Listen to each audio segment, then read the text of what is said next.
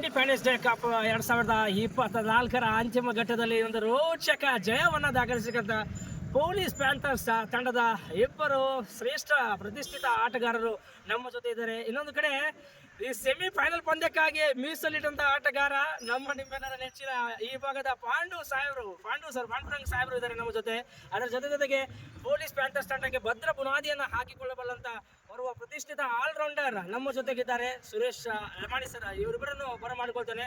ಈ ಒಂದು ಸುಂದರ ಸಮಯದಲ್ಲಿ, ಈ ಒಂದು ಸಾಯಂಕಾಲದ ಸಮಯದಲ್ಲಿ ನಾನು ನಿಮಗೆ ನಿಮ್ಮ ಹತ್ರ ಒಂದು ಪ್ರಶ್ನೆಯನ್ನು ಅಥವಾ ಅದೇ ರೀತಿ ಆಗಿರ್ಬೋದು ಮತ್ತು ಇನ್ನೂ ಅನೇಕ ರೀತಿಯ ಚಟುವಟಿಕೆಗಳನ್ನು ಹಂಚಿಕೊಳ್ಳಕ್ಕೆ ಇಷ್ಟಪಡ್ತೇನೆ ಸರ್ ನಿಮ್ಮ ಜೊತೆ. ಯಾಕಂದರೆ ಈ ಒಂದು ಸೆಮಿಫೈನಲ್ ಪಂದ್ಯದಲ್ಲಿ ವಿಶೇಷವಾಗಿ ನಾವು ಪಾಂಡುರಂಗ್ ಸರ್ ಅವರ 2 ಸಿಕ್ಸರನ್ನು ನೆನೆಸಿಕೊಳ್ಳಬೇಕು. ಆ 2 ಸಿಕ್ಸರ್ ಬಂದಿದ್ದೇ ಆದಲ್ಲಿ ತಂಡ ಪೊಲೀಸ್ ಪ್ಯಾಂಥರ್ಸ್ ಸೋಲು ಅನುಭವಿಸೋದರಲ್ಲಿ ಯಾವುದೇ ಸಂಶಯವಿರಲಿಲ್ಲ.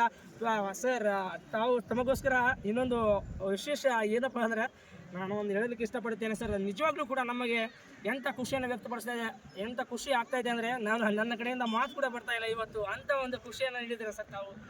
ಸ್ಪೆಷಲಾಗಿ ಈ ಪಂದ್ಯಾಕೂಟದ ಬಗ್ಗೆ ಹೇಳೋದಾದರೆ ಏನು ಹೇಳೋಕ್ಕೆ ಇಷ್ಟಪಡ್ತೀನಿ? ತಾಲೂಕು ಆಡಳಿತಕ್ಕೆ ಧನ್ಯವಾದವನ್ನು ಹೇಳಕ್ಕೆ ಇಷ್ಟಪಡ್ತೀನಿ. ಯಾಕಂದರೆ ಕೆಲಸದ ಒತ್ತಡದಲ್ಲಿ ಇರುವಂಥ ಎಲ್ಲ ಸರ್ಕಾರಿ ನೌಕರರನ್ನು ಒಗ್ಗೂಡಿಸಿ ಒಂದು ಕೆಲಸದ ಒತ್ತಡದಲ್ಲೇ ಸಮಯವನ್ನು ತೆಗೆದು ಈ ಒಂದು ಆಟವನ್ನು ಆಯೋಜಿಸಿ ಒಳ್ಳೆಯ ರೀತಿಯಿಂದ ಆಯೋಜಿಸೋದಕ್ಕೆ ಅವರಿಗೆ ಮೊದಲಿಗೆ ಧನ್ಯವಾದವನ್ನು ಹೇಳೋಕ್ಕೆ ಇಷ್ಟಪಡ್ತೀನಿ. ಮತ್ತು ಆಟದಲ್ಲಿ ಗೆಲುವು ಮತ್ತು ಸೋಲು ಸಾಮಾನ್ಯ.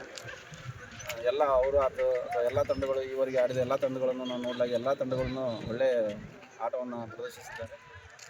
ಹಾಗೆ ನಮ್ಮ ತಂಡದಲ್ಲಿ ಎಲ್ಲರೂ ಚೆನ್ನಾಗಿ ಆಡಿದ್ದು ಕ್ಯಾಚ್ಗಳನ್ನೆಲ್ಲ ಹಿಡಿದಿದ್ದಕ್ಕೆ ಈ ಆಟ ನಮ್ಮದಾಯಿತು.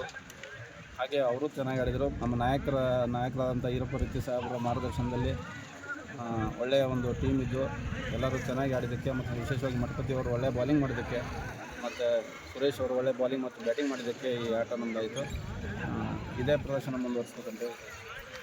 ಮತ್ತು ಸರ್, ಇದಕ್ಕೋಸ್ಕರ ಏನು ಇಲ್ಲ, ಯಾಕಂದರೆ ನಾವು ತಮ್ಮ ಡ್ಯೂಟಿ ಒಂದು ಕರ್ತವ್ಯದಲ್ಲಿ ತಾವು ಯಾವಾಗಲೂ ಕಾರ್ಯನಿರತರಾಗಿರ್ತೀರ. ಇನ್ನೊಂದು ಹೇಳೋದಾದರೆ ಪ್ರಾಕ್ಟೀಸ್ ಇಲ್ಲದೆ ಹೆಂಗೆ ಆಡ್ತೀರಿ ಸರ್? ಇನ್ನು ಪ್ರಾಕ್ಟೀಸ್ ಮಾಡಿದರೆ ಇನ್ನು ಹೆಂಗೋ ಸರ್?